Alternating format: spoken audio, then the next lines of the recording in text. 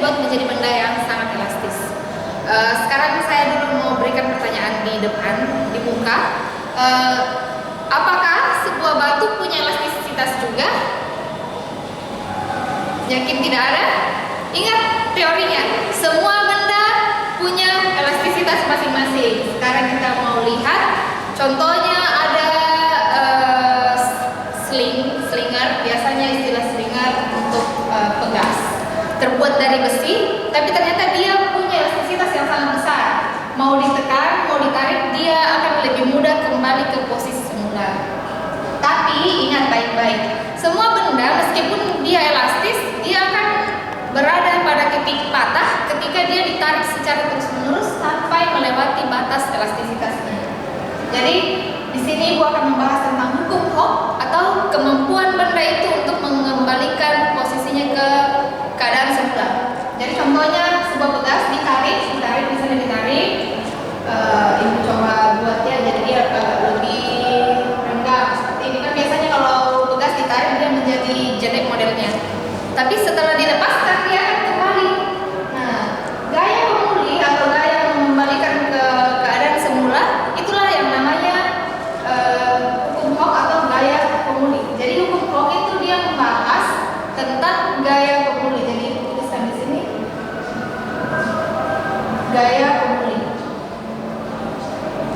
Nah, di gaya pemulih ini kita pakai simbol. Ingat, gaya biasanya dipakaikan simbol F. Jadi F atau gaya pemulih itu sama dengan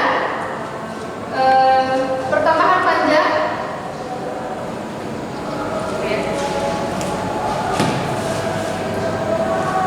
Dia sebanding dengan pertambahan panjang, jadi semakin besar pertambahan panjang, biasanya disimbolkan delta X. Kenapa digunakan X? Karena kita memantau dari sumbu X. Sumbu X biasanya seperti ini dan ini Y, ini X. Delta X dan ada konstanta. Jadi konstanta di sini atau tetapan tergantung dari bahan pegas itu. Contohnya ini pegas ini misalnya terbuat dari besi atau terbuat dari tembaga atau terbuat dari logam lain, maka nilai K-nya akan berbeda-beda. Di buku kalian sudah ada beberapa contoh benda yang memiliki konstanta pegas yang berbeda-beda. Nah, perhatikan baik-baik. Ini adalah gaya yang diberikan kepada pegas ketika ditarik sejauh X. Jadi ini ada delta X-nya, perubahan panjangnya. Kalau misalnya pegasnya sampai di sini, maka pertambahan panjangnya ini delta X. Nah, sejauh X kalian akan menariknya dengan gaya F. Jadi gaya F ini ke sana. Sedangkan ketika kalian menarik, biasanya rasanya itu agak susah karena benda ini memiliki gaya sendiri untuk menarik kembali ke keadaan semula. Gaya itu yang namanya gaya pegas atau gaya pemulih. Makanya biasanya dia berlawanan arah karena gaya itu merupakan besaran vektor. Nah, besaran vektor itu sangat mempedulikan arah. Jadi di sini akan ada tanda minus. Makanya kalau bicara tentang hukum Hooke harus ada tanda minus di depannya. Tanda minus itu menandakan arah, bukan berarti nilai. Nah, untuk sesaat ini mungkin kalian paham karena materinya masih sangat singkat. Selanjutnya Ibu akan membahas tentang energi. Jadi ada energi potensial pegas. Oke, di energi potensial pegas ini seharusnya kita melakukan praktikum ya. Praktikum yang misalnya kita gantungkan sebuah karet di atas statif. Jadi ada sebuah statif di sini. Kemudian tambahkan pegas atau karet, gambar pegas saja ya supaya jelas. Kemudian kita gunakan satu beban. Nah, ini ada grafik X dan Y. Ibu akan pindahkan datanya ke X dan Y. Jadi kalian bisa akses ini di rumah belajar. Ada biasanya itu yang portal rumah belajar. Kalau kalian mau buka, di situ ada laboratorium fiktif atau laboratorium seakan-akan laboratorium tapi palsu. Tapi kalau misalnya kalian masuk ke dalam, kalian bisa melihat percobaan tentang hukum Hooke ini. Jadi ketika digantungkan sebuah beban, maka pastinya pegas ini akan bertambah panjang, bukan bertambah pendek. Jadi misalnya di sini L0, ini namanya delta L, X menjadi delta L, ini disebut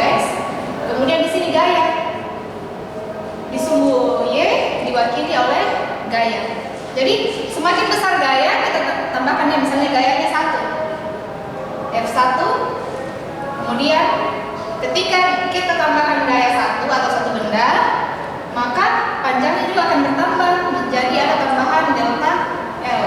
Jadi dia akan bertambah. Kemudian kalau ditambahkan satu beban lagi, F2. Jadi ini ketika ditambahkan satu beban, delta L-nya bertambah.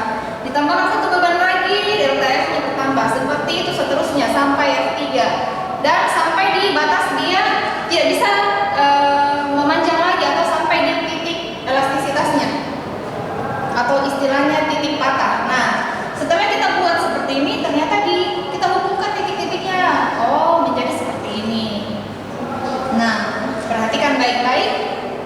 Yang akan kita aksir di sini inilah energi yang dimiliki oleh pegas tersebut. Jadi energinya itu dalam bentuk segitiga. Ingat, segitiga itu rumusnya bagaimana? Luas segitiga sama dengan luas alas, seperdua alas kali tinggi. Nah, jadi energi potensial pegas sama dengan seperdua alasnya apa? Delta L. Jadi delta L, tingginya apa? Oh, tingginya tadi F. Jadi kita kali dengan F. Ini dia persamaannya. Bagaimana? Mudah atau sulit? Atau pusing?